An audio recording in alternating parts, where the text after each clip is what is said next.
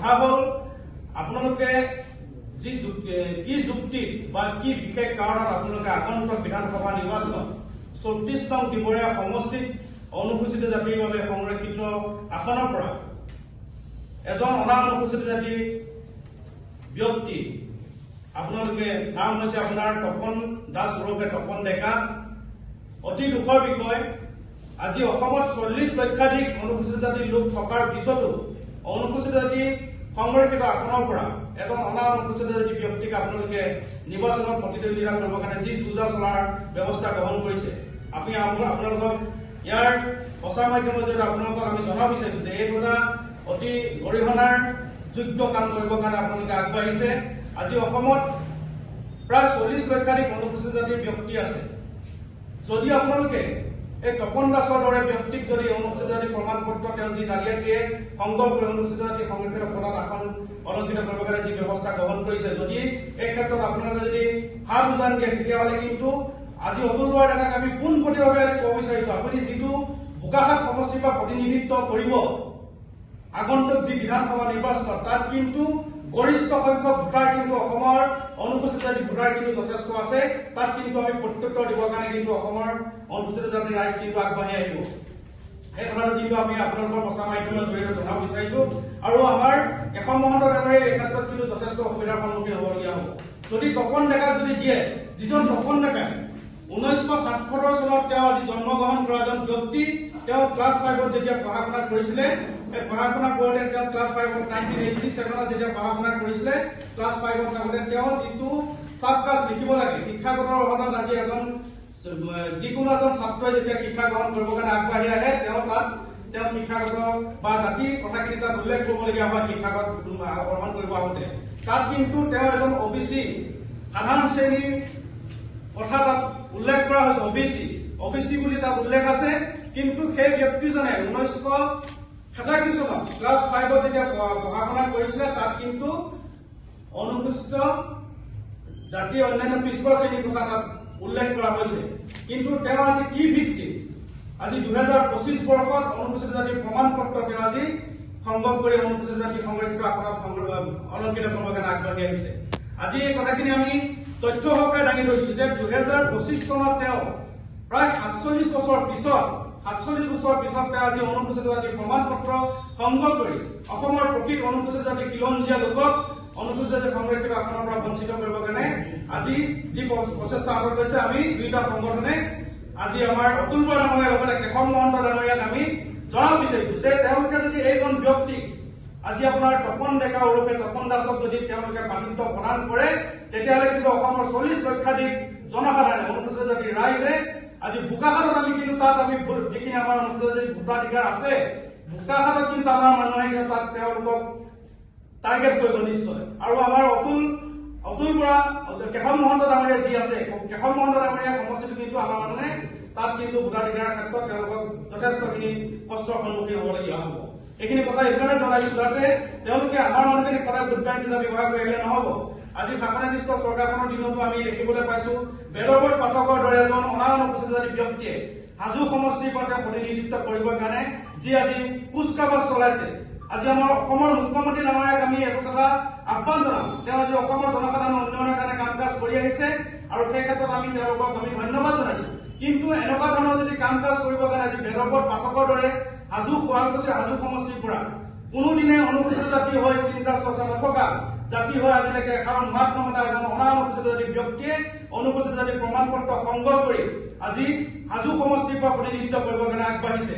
আজি আমি দিবৰীয়া পঞ্চায়ত আৰু পিছত কেইজনমান ব্যক্তিক দেখিবলৈ পাইছো, যতীন মেধিৰ দৰে এজন ব্যক্তি তেওঁ আজি যিটো জিলা পৰিষদৰ সমষ্টিৰ পৰা প্ৰতিনিধিত্ব কৰি কেনে তেওঁ এখন প্ৰমাণ পত্ৰ নোহোৱাকৈ অনুসূচিত জাতিৰ সংৰক্ষিত আসনৰ পৰা প্ৰতিনিধিত্ব কৰিলে। কি ভিত্তিত তেওঁ অনুসূচিত জাতি সংৰক্ষিত আসনৰ পৰা প্ৰতিনিধিত্ব কৰিলে? আমি আপোনালোকৰ প্ৰচাৰ মাধ্যমৰ জৰিয়তে পোনপটীয়া প্ৰশ্ন, বৰুৱা উপাধিৰে দুজনমান আহিছে সন্দেহজনক ব্যক্তি, পাঠক উপাধিৰে দুজনমান ব্যক্তি আজি আহিছে। 9টা সমষ্টিত অসমৰ খিলঞ্জীয়া ভূমিপুত্ৰ অনুসূচিত জাতি ৰাইজে কিন্তু লোকে কিন্তু তাত প্ৰাৰ্থিত্ব পাব লাগিব। AGP হওক BJP হওক কংগ্ৰেছ হওক তেওঁলোকক আমি আহ্বান জনাম যাতে চৰকাৰে প্ৰকৃত অনুসূচিত জাতিক যাতে বঞ্চিত নকৰি খিলঞ্জীয়া অনুসূচিত জাতিৰ লোকক যাতে প্ৰাৰ্থিত্ব প্ৰদান কৰে এইখিনি কথা আপোনালোকৰ প্ৰচাৰ মাধ্যমৰ জৰিয়তে আমি জানিবলৈ দিছো। আমাৰ লগত মাজত উপস্থিত আছে অনুসূচিত জাতি যুৱ ছাত্ৰ সন্থাৰ সন্মানীয় সাধাৰণ সম্পাদক নিত্যানন্দ দাস ডাঙৰীয়া আছে। তেওঁকো আজি আমাৰ প্ৰচাৰ মাধ্যমৰ জৰিয়তে আপোনালোকৰ ওচৰত দাঙি ধৰিব বিচাৰি কথাখিনি দাঙি ধৰিবৰ কাৰণে আজি অনুৰোধ জনাইছো আৰু পৰৱৰ্তী পৰ্যায়ত মই আপোনালোকৰ ওচৰত আৰু কথা আপোনালোকৰ ওচৰত দাঙি ধৰিম। ধন্যবাদ। আৰম্ভ কৰিছোঁ। অসম অনুসূচিত জাতি যুৱ ছাত্ৰ সন্থা আৰু কৈৱৰ্ত যুৱ ছাত্ৰ সন্মিলনৰ যৌথ উদ্যোগত আৰু লগতে অনুসূচিত জাতিৰ বহুকেইটা সংগঠনৰ সহযোগত অসমত অনুসূচিত জাতিৰ ভুৱা প্ৰমাণপত্ৰ লৈ নিৰ্বাচনী বতৰণি পাৰ হোৱাৰ এক গভীৰ ষড়যন্ত্ৰত লিপ্ত হৈছে একাংশ অনা অনুসূচিত জাতিৰ ব্যক্তি।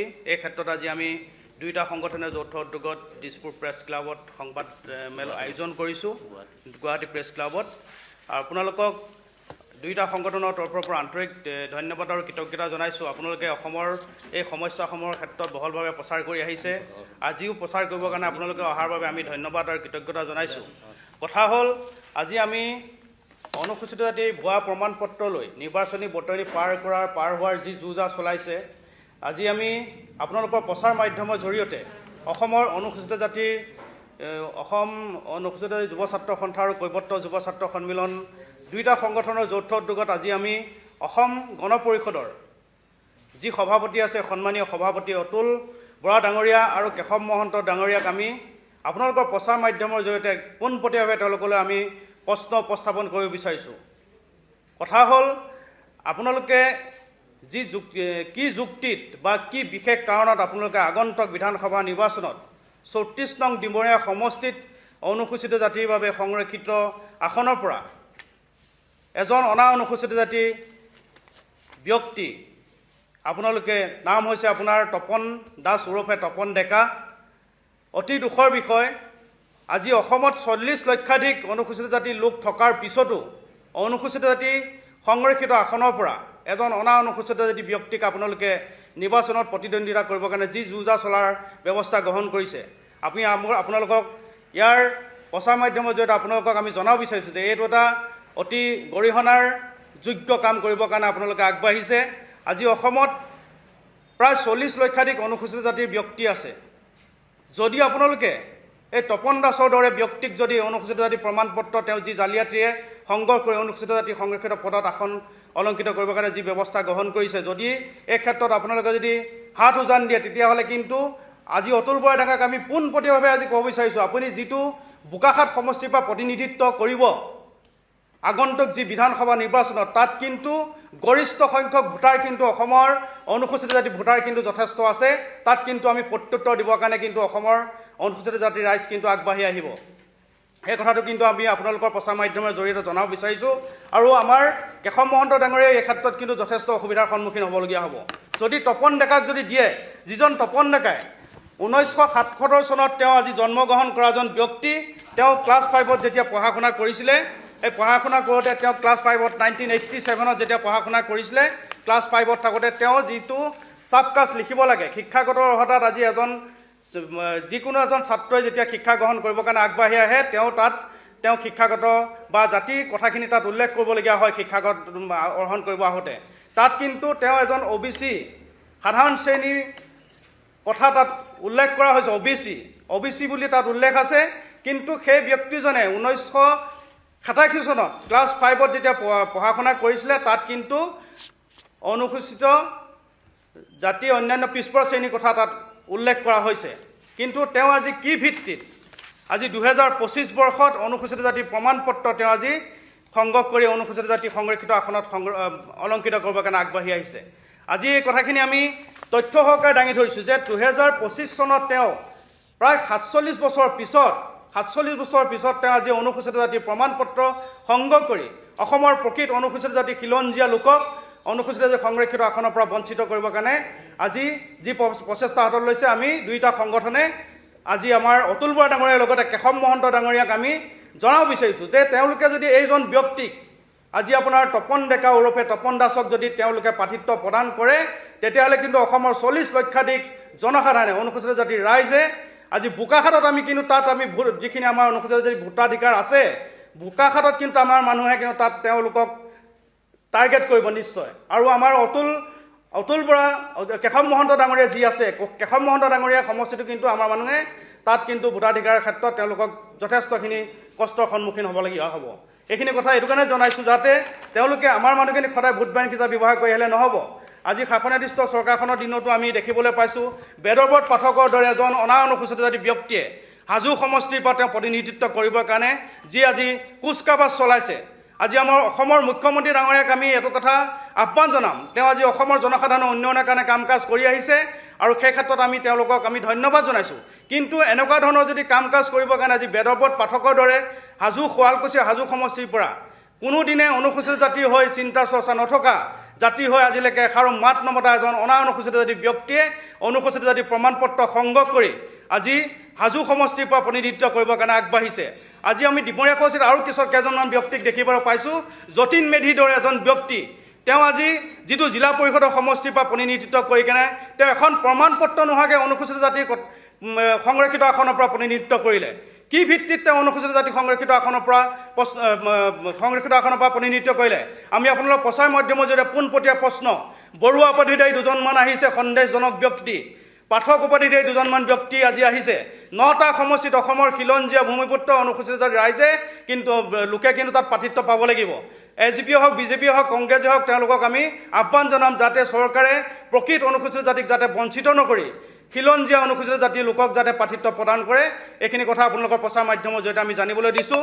আমাৰ লগত মাজত উপস্থিত আছে অনুসূচিত জাতি যুৱ ছাত্ৰ সন্থাৰ সন্মানীয় সাধাৰণ সম্পাদক নিত্যানন্দ দাস ডাঙৰীয়া আছে। তেওঁকো আজি আমাৰ প্ৰচাৰ মাধ্যমৰ জৰিয়তে আপোনালোকৰ ওচৰত দাঙি ধৰিব বিচাৰি কথাখিনি দাঙি ধৰিবৰ কাৰণে আজি অনুৰোধ জনাইছোঁ আৰু পৰৱৰ্তী পৰ্যায়ত মই আপোনালোকৰ ওচৰত আৰু কথা আপোনালোকৰ ওচৰত দাঙি ধৰিম। এই দুজনমান ব্যক্তি আজি আহিছে 9টা সমষ্টিত অসমৰ খিলঞ্জীয়া ভূমিপুত্ৰ অনুসূচিত জাতি ৰাইজে কিন্তু লোকে কিন্তু তাত প্ৰাৰ্থিত্ব পাব লাগিব। AGP হওক BJP হওক কংগ্ৰেছে হওক তেওঁলোকক আমি আহ্বান জনাম যাতে চৰকাৰে প্ৰকৃত অনুসূচিত জাতিক যাতে বঞ্চিত নকৰি খিলঞ্জীয়া অনুসূচিত জাতিৰ লোকক যাতে প্ৰাৰ্থিত্ব প্ৰদান কৰে। এইখিনি কথা আপোনালোকৰ প্ৰচাৰ মাধ্যমৰ জৰিয়তে আমি জানিবলৈ দিছোঁ। আমাৰ লগত মাজত উপস্থিত আছে অনুসূচিত জাতি যুৱ ছাত্ৰ সন্থাৰ সন্মানীয় সাধাৰণ সম্পাদক নিত্যানন্দ দাস ডাঙৰীয়া আছে। তেওঁকো আজি আমাৰ প্ৰচাৰ মাধ্যমৰ জৰিয়তে আপোনালোকৰ ওচৰত দাঙি ধৰিব বিচাৰি কথাখিনি দাঙি ধৰিবৰ কাৰণে আজি অনুৰোধ জনাইছোঁ আৰু পৰৱৰ্তী পৰ্যায়ত মই আপোনালোকৰ ওচৰত আৰু কথা আপোনালোকৰ ওচৰত দাঙি ধৰিম। ধন্যবাদ। কথা হৈছে যে আজি আমি এইখিনি কথা ক'বলৈ এতিয়া বাধ্য হৈছোঁ। যেতিয়া ভাৰতৰ সংবিধান আমাৰ দেশত 1950 চনৰ 26 জানুৱাৰীৰ পৰা গৃহীত হৈছিল, তেতিয়াই আমাৰ কিছুমান মানে অনুচ্ছেদ সৃষ্টি কৰিছিল।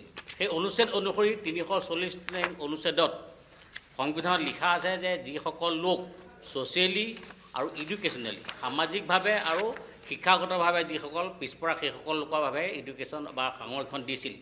এতিয়া এটা কথা হৈছে আজি তপন ডেকা কেতিয়াও এডুকেশ্যনেলি আৰু ছ'চিয়েলি বেকৱাৰ্ড নহয়। এইটো মেইন পইণ্ট, কাৰণ তপন ডেকা এজন ডক্টৰেট উপাধি মানুহ, গতিকে তেওঁ অনুসূচিত জাতিৰ প্ৰমাণপত্ৰ ভুৱা কৰি লৈছে। আৰু দ্বিতীয় কথা হ'ল তেওঁ ছ'চিয়েলি বেকৱাৰ্ড নহয়, কাৰণ তেওঁ অনুসূচিত জাতিৰ যিসকল অস্পৃশ্য মানুহৰ লগত তেওঁ কোনো ধৰণৰ সম্পৰ্ক নাই। গতিকে তেনেকুৱা এজন মানুহে এখন জাতিগত প্ৰমাণপত্ৰ দি থৈ তেওঁক অনুসূচিত জাতিৰ এটা সংৰক্ষিত সমষ্টিৰ পৰা তেওঁক প্ৰতিনিধি কৰিবলৈ দিয়াটো এইটো আটাইতকৈ যোন দলেই দিয়ক, AGP দিয়ক BJP দিয়ক বা অন্য যিবোৰ দলে দিয়ক, এইটো আটাইতকৈ ডাঙৰ অপৰাধ হ'ব। কাৰণ এইকাৰণে অপৰাধ হ'ব, আমাৰ এইটো মৌলিক অধিকাৰ। যদি কোনোবা এজন অনুসূচিত মানুহে অনুসূচিত জাতিৰ জাতিগত প্ৰমাণপত্ৰ লৈ তেওঁ যদি বিধায়ক হয়, সাংসদ হয় বা বিভিন্ন ধৰণৰ সুবিধা গ্ৰহণ কৰে, আচলতে সেই মানুহজনে আমাৰ যিটো মৌলিক অধিকাৰ সেই মৌলিক অধিকাৰ পৰা আমাক বঞ্চিত কৰিছে। গতিকে এই মৌলিক অধিকাৰ বঞ্চিত কৰাৰ লগে লগে দেশত এখন আইন আছে। গতিকে তেওঁলোকে হয়তো জোৰ জবৰদস্তি এইবোৰ কাম কৰিব পাৰে, কিন্তু তেওঁলোকে যেতিয়া আইনৰ কঠঘাট সাৰা হ'ব তেওঁলোকে কিন্তু অট'মেটিকলি নিজেই নতশীৰ হ'বলৈ বাধ্য হ'ব। সেয়ে মই তপন ডেকা আমাৰ ব্যক্তিগত শত্ৰু নহয়, কোনো নবায়ন বিধ আমাৰ ব্যক্তিগত শত্ৰু নহয়, কিন্তু জাতিৰ নামত তেওঁলোকে যিহেতু প্ৰমাণপত্ৰ এখন লৈ তেওঁলোকে আমাৰ যি সাংবিধানিক অধিকাৰ, যি কনষ্টিটিউচনেল ৰাইট তেওঁলোকে খবৰ কৰিব বিচাৰিছে, আমি বিৰোধিতা কৰিমেই। আৰু এই যদি সকল ব্যক্তিক কোনোবাই যদি টিকেট দিয়ে তাক কিন্তু আমি সম্পূৰ্ণ গোটেই অসমতেই নহয়, গোটেই অসম যদি আমি যি 9টা সমস্যা তাক বিৰোধিতা কৰিম। আৰু যি দলে এই সকলো লোকক প্ৰক্ষেপ কৰে সেই দলৰ বিৰুদ্ধে আমি মাত মাতি আহিমেই। কাৰণ এইকাৰণে কৈছোঁ আপোনালোকে নিজে আমাৰ মানুহ কিমান সময় পিছ পৰি আছে। আপোনালোকে আমাৰ গাঁওসমূহলৈ গৈ দেখিব আমাৰ মানুহৰ যথেষ্ট অৱস্থা বেয়া। সেই সময়ত আমাৰ মানুহে এডুকেশ্যন শিক্ষা লাভ কৰিব পৰা নাছিল, আজি অলপ পৰিমাণে শিক্ষা লাভ কৰিছে, কিন্তু সেই শিক্ষাৰ পৰা আমাৰ মানুহক তেওঁলোকে আকৌ বঞ্চিত কৰিব ওলাইছে। কাৰণ এইকাৰণে বঞ্চিত কৰিবলৈ আছে, আজি ডিমৰীয়া সমষ্টিয়ে হওক, হাজো শুৱালকুছিয়ে হওক বা যি ৰহাই হওক বা যি জাগিৰোডে হওক আৰু বিভিন্ন ধৰণৰ আমাৰ যিবোৰ সমষ্টি আছে, নাওবৈচাই হওক, বিহালীতে হওক, আমি দেখিছোঁ যে কিছুমান অনা অনুসূচিত মানুহে অনুসূচিত জাতিৰ কিছুমান সংগঠনৰ পৰা এখন জাতিগত প্ৰমাণপত্ৰ উলিয়াই লৈ তেওঁলোকে নিজকে চিডিউল কাষ্ট বুলি ক'বলৈ গৈছে। এজন মানুহ চিডিউল কাষ্ট হ'বলৈ বহুতো ক্ৰাইটেৰিয়া থাকিব লাগিব। এই ক্ৰাইটেৰিয়াসমূহ সংবিধানত লিপিবদ্ধ আছে। 1951 চনৰ যেতিয়া কাষ্ট চেঞ্চাছ হৈছিল, সেই কাষ্ট চেঞ্চাছত লিখা আছে যে অসমত বাস কৰা 16টা চাব কাষ্ট মানে উপজাতি, সেইসকল উপজাতিহে আচলতে অনুসূচিত জাতি বুলি চিনাক্তকৰণ কৰিছে। তাৰপিছত কোনো ধৰণৰ কেতিয়াও কাকো চিনাক্তকৰণ কৰা নাই। এতিয়া আপোনালোকে নিজে গম পাইছে শেহতীয়াকৈ কেওটসকলে চিডিউল কাষ্ট লাগে বুলি আন্দোলন বা কিবা কিবি তেওঁলোকে কৰি আছে, কিন্তু তেওঁলোকতো আজি চিডিউল কাষ্ট দিয়া নাই। গতিকে তপন ডেকা ডাঙৰীয়া নিজে কেওট সম্প্ৰদায় আমি সম্পূৰ্ণভাৱে ৰাজহুৱা পত্ৰত চাই আছোঁ, সম্পূৰ্ণভাৱে নথি পত্ৰত থকা হৈছিলোঁ। তেওঁ জোৰ জবৰদস্তি ডিমৰীয়া সমষ্টিৰ পৰা এজিপি দলৰ পৰা টিকেট লৈ বিচাৰিছে। ঠিক সেইদৰে দেৱব্ৰত পাঠক আপোনালোকে নিজে গম পাইছে, তেওঁ এজন ডক্টৰ হয়, তেওঁ আজি কোনো কাৰণত অস্পৃশ্য নহয়, তেওঁ কোনো এডুকেশ্যনেলি বেকৱাৰ্ড নহয়। তেওঁলোকে কথাবোৰ জানে নে নাজানে যে সংবিধানত কি লিখা আছে? ছ'চিয়েলি এণ্ড এডুকেশ্যনেলি বেকৱাৰ্ড, সামাজিক আৰু যিসকল মানে শিক্ষাৰ ক্ষেত্ৰত পিছপৰা সেইসকল লোকে সংৰক্ষণ দিয়াৰ কথা কৈ গৈছিল। গতিকে গোটেই বস্তু তেওঁলোকে বুমেৰাং সৃষ্টি কৰিবলৈ কৈছে। তেওঁলোক যিহেতু পঢ়া শুনা ব্যক্তি, শিক্ষিত ব্যক্তি, তেওঁলোকে নিজেই বুজি বাজি এইবোৰ তেওঁলোক আঁতৰি আহিব লাগে। সামাজিক কাম কৰিলে বহুত ধৰণৰ পন্থা আছে। অকল MLA হৈ যেন তেওঁলোকে সামাজিক কাম কৰে তেনেকুৱা ধৰণৰ কথা নাই। গতিকে মই তেওঁলোকক দাবী জনাইছোঁ যদি তেওঁলোকে এই কামবোৰত যদি সোমায় তেতিয়া কিন্তু আমি তেওঁলোকক কোনো কাৰণত শান্তি থাকিব নিদিম। কাৰণ দেশত এখন আইন আছে, আমি তেওঁলোকক কাঠগড়াত থিয় কৰাই। আজি আপোনালোকে দেখিছে কাঠগড়াত থিয় কৰাৰ পিছত তেওঁলোকৰ কি অৱস্থা হ'ব। সম্পূৰ্ণ তেওঁলোকৰ যি সম্পত্তি আহৰণ কৰিছে সেই সম্পত্তি বাজেয়াপ্ত কৰিবলৈ বাধ্য হ'ব তেওঁলোক। কাৰণ যিহেতু আমি এতিয়া জাগিছোঁ আৰু অসমত বাস কৰা অনুসূচিত 40 লাখ মানুহ ইতিমধ্যে জাগিছে যে আজি ছ'চিয়েল মিডিয়াৰ যুগ, আজি ইণ্টাৰনেটৰ যুগ, আজি AI যুগত, এই যুগত এতিয়া মই ইয়াত কি কৈছোঁ গোটেই বিশ্বই গম পাই আছে। এই যুগত আপোনালোকে আমাক ঠগিব নোৱাৰে যে কোনোবা মেধি হওক, কোনোবা ডেকা হওক, কোনোবা বৈশ্য হওক, আমাৰ জাতিগত প্ৰমাণপত্ৰ লৈ তোমালোকে MLA হ'বা, তোমালোকে মন্ত্ৰী হ'বা, তোমালোকে বিভিন্ন সুবিধা লাভ কৰিবা। সেই দিন নাই এতিয়া। এতিয়া ইণ্টাৰনেটৰ যুগত সকলোৱে গম পায়। গতিকে আমাৰ যদি সংবিধানিক সুৰক্ষা তেওঁলোকে কিবা কাৰণত বাধা সৃষ্টি কৰিব বিচাৰে, তেওঁলোকক কিন্তু আমি কেতিয়াও সোধাই নিৰোঁ। আৰু অনুসূচিত জাতি সকলো একত্ৰিত হৈ আমি এওঁলোকৰ বিৰুদ্ধে মাৰা বান্ধি থিয় দিম। আৰু আগন্তুক যি 24 নিৰ্বাচন আহি আছে, সেই নিৰ্বাচনত আমি যি দলে এইসকল লোকক প্ৰক্ষেপ কৰে সেই দলৰ বিৰুদ্ধে আমি সম্পূৰ্ণভাৱে বিৰোধী কাম কৰিম আৰু প্ৰস্তাৱ ল'ম যে অসমত যি দলে এই লোকক মানে টিকেট দিয়ে তেওঁলোক দলসমূহক কোনো কাৰণত অনুসূচিত জাতি 40 লাখ মানুহ যেন ভোটদান নকৰে। আৰু এটা কথা আমি আপোনালোকক জনাব বিচাৰিছোঁ, 1951 যিটো কাষ্ট চেঞ্চাছ ৰিপৰ্টত যিসকল লোকে নিজকে চিডিউল কাষ্ট বুলি পৰিচয় দিছিল, সেইসকল লোকৰ পূৰ্বপুৰুষসকলেহে অনুসূচিত জাতি বুলি গণ্য কৰা হয় আৰু হ'ব লাগে, যিটো মানে কাষ্ট চেঞ্চাছ ৰিপৰ্টে কৈ আছে 1951 ৰিপৰ্ট মতে। কিন্তু আজি তপন ডেকাই যেতিয়া আপোনাৰ হাইস্কুল শিক্ষান্ত পৰীক্ষাত আপোনাৰ পাছ কৰিছিলে, হাইস্কুল শিক্ষান্ত পৰীক্ষাত তেওঁ পাছ কৰিছে 1994ত, তেওঁ কিন্তু তাত জেনেৰেল কাষ্ট হিচাপে তাত উল্লেখ কৰিছে। আৰু তেওঁলোক অৰিজিনেলি কেওটসকল কেতিয়াও আপোনাৰ চিডিউল কাষ্ট নহয়, তেওঁলোক হৈছে OBC কমিউনিটি। এইটো কথা আপোনালোকৰ প্ৰচাৰ মাধ্যমৰ জৰিয়তে আমি জানিবলৈ দিছোঁ। আৰু তেওঁলোকে আজি কটন কলেজত যেতিয়া পঢ়ে 2000 চনত তেওঁ কটনৰ পৰা হেৰি কৰে, শিক্ষাগত আপোনাৰ যেতিয়া অৰ্হন কৰে তেতিয়া তাত কটন কলেজতো তেওঁ হেৰি আছিলে, জেনেৰেল কাষ্ট বুলিয়ে আছিলে। কিন্তু আজি দেখিবলৈ পাইছোঁ তেওঁ 2025 চনত হঠাৎ অনুসূচিত জাতি প্ৰমাণপত্ৰখন তেওঁ জালিয়াতিৰে সংগ্ৰহ কৰিলে।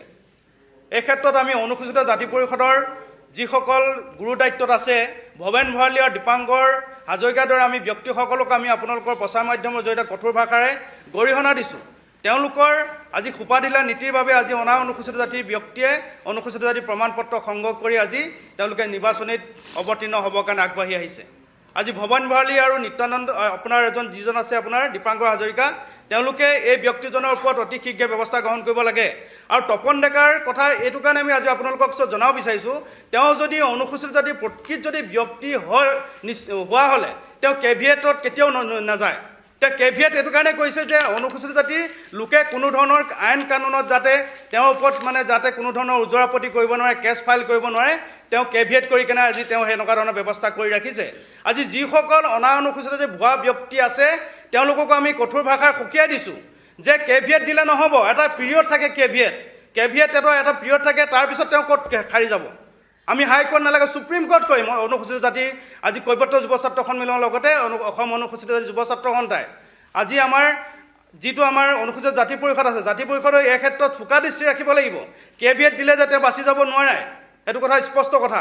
আৰু আমি এটা কথাই শেষবাৰৰ বাবে আমি আহ্বান জনাম অতুল বৰা ডাঙৰীয়া আৰু কেশৱ মহন্ত ডাঙৰীয়াৰ লগতে আজি মিত্ৰজোঁটৰ আজি আমি দিলীপ শইকীয়া ডাঙৰীয়াক আমি অনুৰোধ জনাম যাতে আমাৰ এই তপন ডেকাৰ লগতে যি আমাৰ বেদব্ৰত পাঠকে যি কুচকাৱাজ চলাইছে, তেওঁ আজি এখন প্ৰমাণপত্ৰ আজি ৰামদিয়া অসম অনুসূচিত জাতি পৰিষদে লিখি দিছে। এখন আপোনালোকৰ ওচৰত অসম অনুসূচিত জাতি পৰিষদে ৰামদিয়া আঞ্চলিকে লিখি দিছে যে আজি বেদব্ৰত পাঠক অনুসূচিত জাতিৰ ব্যক্তি নহয়, কিন্তু তেওঁ আজি জালিয়াতি অনুসূচিত জাতি প্ৰমাণপত্ৰ সংগ্ৰহ কৰিছে। আঞ্চলিক কমিটিয়ে তেওঁলোকৰ প্ৰাথমিক কমিটিয়ে লিখি দিছে যে অনুসূচিত জাতি ব্যক্তি নহয়। আজি তপন ডেকাৰ কথা উল্লেখ কৰিছে, তেওঁ যে নহয়। যদি ইমানখিনি তথ্য সহকাৰে আমি প্ৰমাণ কৰাৰ পাছতো অনুসূচিত জাতি সংৰক্ষিত আসনত যদি তেওঁলোকে প্ৰতিনিধিত্ব কৰিবৰ কাৰণে টিকেট দিয়ে, বিজেপিয়ে হওক বা আপোনাৰ এজিপিয়ে হওক, কিন্তু তেতিয়া আমি অসমৰ জনসাধাৰণে অনুসূচিত জাতি ৰাইজে কিন্তু বোকাখাটৰ নিচিনা যিটো আজি তেওঁলোকে ভোট বেংক আমাৰ মানুহৰ তাত এটা ভোটাধিকাৰ সাব্যস্ত কৰি আজি এটা ডিচিশ্যন ল'ব পৰা এটা ব্যৱস্থা আছে। কেশৱ মহন্ত ডাঙৰীয়া সমষ্টিত আমাৰ এটা ব্যৱস্থা ল'ব পৰা আজি অধিকাৰ আছে। তেনেকুৱা সমষ্টিত কিন্তু যদি আজি তপন ডেকাক যদি আজি নিৰ্বাচনত যদি প্ৰতিদ্বন্দ্বিতা কৰিবৰ কাৰণে সুযোগ দিয়ে, তেতিয়াহ'লে কিন্তু তেওঁলোকৰ সমষ্টিত কিন্তু আমি হেৰি কৰিম, তাত কিন্তু তেওঁলোকে হেঁচা প্ৰয়োগ কৰিম যে আমাৰ মানুহে তেওঁলোকক ভোট নিদিবৰ কাৰণে আমি বাধ্য কৰাম। এইখিনি কথা আপোনালোকৰ প্ৰচাৰ মাধ্যমৰ জৰিয়তে আমি জানিবলৈ দিছোঁ। আৰু ৰাইজেও এই ক্ষেত্ৰত চোকা দৃষ্টি ৰাখিব লাগিব যে আমাৰ খিলঞ্জীয়া মানুহক যদি বঞ্চিত কৰি এজন অনুসূচিত জাতি ব্যক্তি যদি আজি বিধানসভাৰ মজিয়ালৈ যায়, তেতিয়াহ'লে কিন্তু বিধানসভাৰ মজিয়াত তেওঁলোকে আজি কোনো ধৰণৰ মাত নামাতে। 8জন বিধায়ক থাকি কেনে কিন্তু অসমৰ অনুসূচিত জাতি ৰাইজৰ কথা এষাৰো তেওঁলোকে মাতিবৰ কাৰণে তেওঁলোকৰ সময় নোলাল। সেই ভৱেন ভৰালী ডাঙৰীয়া আজি নন্দিতা দাস আজি যিসকল বিধায়ক আমাৰ সংৰক্ষিত আসনৰ পৰা গ'ল, তেওঁলোকে কিন্তু বিধানসভাৰ মজিয়াত এষাৰো মাত মাতিবলৈ সক্ষম নহ'ল আমাৰ জাতিৰ সমস্যাসমূহৰ লগতে অন্যান্য জাতি জনগোষ্ঠীৰ লোকসকলৰ সমস্যাসমূহৰ কাৰণে। এই লোকসকলক আজি চকুমুদাই কুলিৰ ভাও ধৰিলে, তেওঁলোকে নিমাতী কন্যাৰ ভাও ধৰিলে।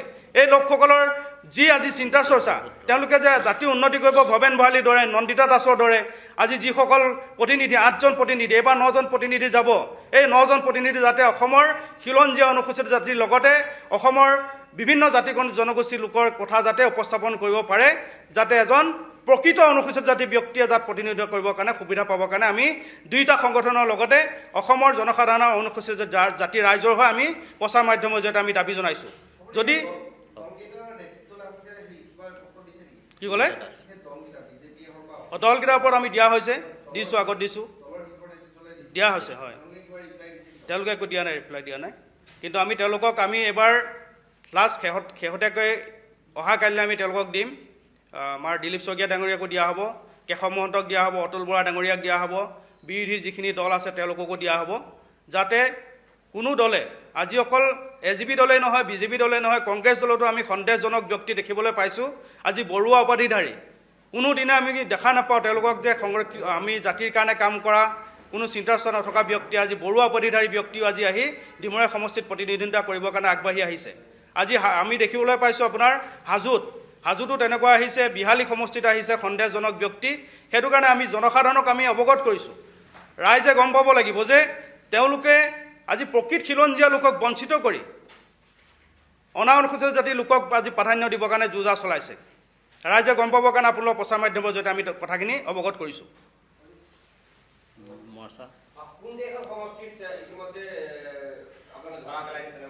এতিয়া আমি ডিমৰীয়া সমষ্টিত ধৰা পেলাইছোঁ, আমি প্ৰতিটো সমষ্টিত আমাৰ তথ্য আছে।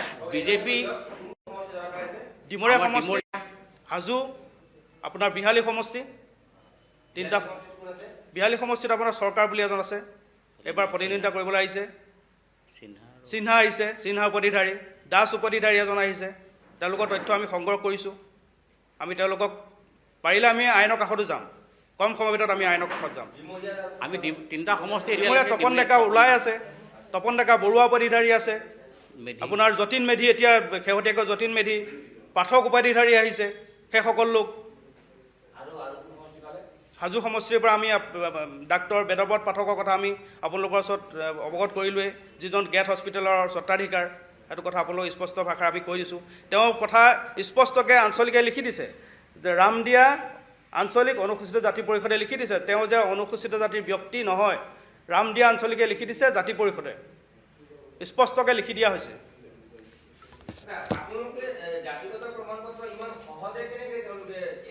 জাতি পৰিষদৰ চাৰ্টিফিকেট দিয়া আপোনাৰ হয়,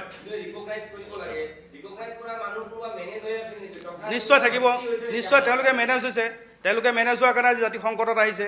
আজি যে বিভিন্ন মানুহে হকে বিহকে চাৰ্টিফিকেট ল'ব পাৰিছে অনুসূচিত জাতিৰ আজি তেওঁলোকৰ সোপাঢিলা নীতিৰ কাৰণে আজি ভৱেন ভৰালীৰ নিচিনা আজি এজন জাতিদ্ৰোহী বুলি কৈছোঁ আজি আপোনালোকৰ প্ৰচাৰ মাধ্যমৰ জৰিয়তে তেওঁ বিধানসভাৰ পৰা প্ৰতিনিধিত্ব কৰি জাতিৰ কথা এবাৰো উল্লেখ নকৰাৰ উপৰিও জাতিৰ প্ৰমাণ পত্ৰ হকে বিহকে বিক্ৰী কৰিছে আৰু যদি ভেৰিফিকেশ্যন ৰিপৰ্ট যায় তেওঁলোকে হয় বুলি লিখে নোহোৱা মানুহক তেওঁলোকে হয় বুলি বনাই দিয়ে ৰাতিটোৰ ভিতৰতে চিডুল কাষ্ট বনাই দিয়ে তেওঁলোকৰ কাৰণে এইখিনি হ'বলৈ পাইছে দীপাংকৰ হাজৰিকাৰ ভৱেন ভৰালীৰ কাৰণে আজি এইখিনি কথা হ'বলৈ পাইছে মূল দায়ী তেওঁলোকৰ আজি তেওঁলোকৰ ভুলৰ কাৰণে আজি জাতিৰ ভুক্তভোগী আজি তপন ডেকা আজি ডাক্তৰ বেদব্ৰত পাঠক আজি তেওঁলোকৰ কাৰণে সুবিধা পাইছে এইখিনি আমি প্ৰথম যোগেৰে তেওঁলোকক কৰিছোঁ প্ৰয়োজন হ'লে তেওঁলোকৰ ঘৰ ঘেৰাও কৰিম আমি অনুসূচিত জাতিৰ ৰাইজে তেওঁলোকক কিন্তু ওলোৱা সময় বন্ধ কৰি দিয়া হ'ব আজি আপোনালোকৰ প্ৰচাৰ মাধ্যমৰ জৰিয়তে আমি স্পষ্ট কৰি দিছোঁ